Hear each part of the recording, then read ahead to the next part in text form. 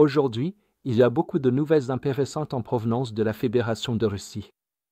Ici, le nouveau missile de croisière produit localement par l'Ukraine a montré qu'il peut désormais frapper plus loin sur le territoire russe, atteignant jusqu'à Saint-Pétersbourg, Moscou et les champs pétrolifères du Caucase.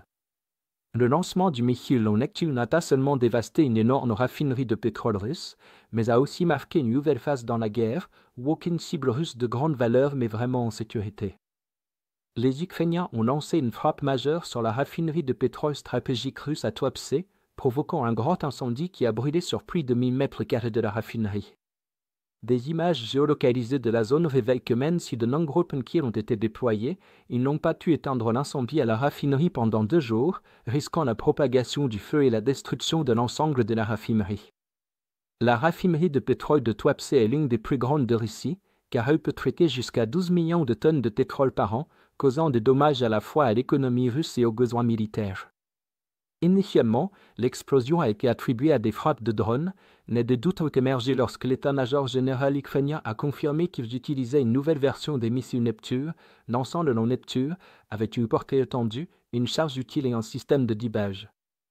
Selon les déclarations officielles, le nom Neptune a une ogive de 150 kg. Cependant, en se basant sur la taille de l'explosion et les dégâts causés à la cible, plusieurs analystes ont spéculé que cela pourrait être jusqu'à 300 kg. De plus, l'état-major ukrainien a déclaré que le nom Neptune avait une portée améliorée, atteignant 1000 km, par rapport aux 300 km de la version précédente, même si de futures frappes en profondeur pourraient s'avérer différentes. À titre de comparaison, les missiles américains ATACMS avaient une portée maximale de 300 km et une charge utile de 214 kg d'explosifs. Les missiles de croisière allemands Tori ont une portée de 500 km, soit 2 fois moins que le nouveau nom Neptune ukrainien. Comme vous le savez, la principale restriction des capacités de frappe ukrainiennes réside dans les livraisons et les autorisations limitées liées à ces systèmes d'armes occidentaux. Cependant, comme le nom Neptune est produit localement, cela signifie qu'outre une portée considérablement accrue, l'Ukraine est désormais autosuffisante en matière de missiles de croisière pour des frappes contre des cibles russes de grande importance. Outre les raffineries de pétrole, le nouveau missile Neptune peut frapper la plupart des infrastructures militaires stratégiques russes, y compris les centres de commandement critiques de Moscou, Rostov, Volgograd et Saint-Pétersbourg. De plus, cela permet aux Ukrainiens de frapper plus efficacement les bases militaires et aériennes russes qu'ils ne pouvaient auparavant frapper qu'avec des drones, notamment les bases aériennes stratégiques Benders, Yeysk, Astrakhan et Morozovsk, que les Russes utilisent pour lancer des bombardiers stratégiques afin de mener des frappes contre des cibles civiles et militaires ukrainiennes. Si les Ukrainiens lancent une grande campagne de frappe Neptune contre les bases aériennes russes, l'armée de l'air russe devra se retirer de ses bases et arrêter ou réduire considérablement son soutien aérien au-dessus de l'Ukraine, ce qui soulagera à la fois les soldats ukrainiens en première ligne et l'infrastructure militaire et la logistique à l'arrière.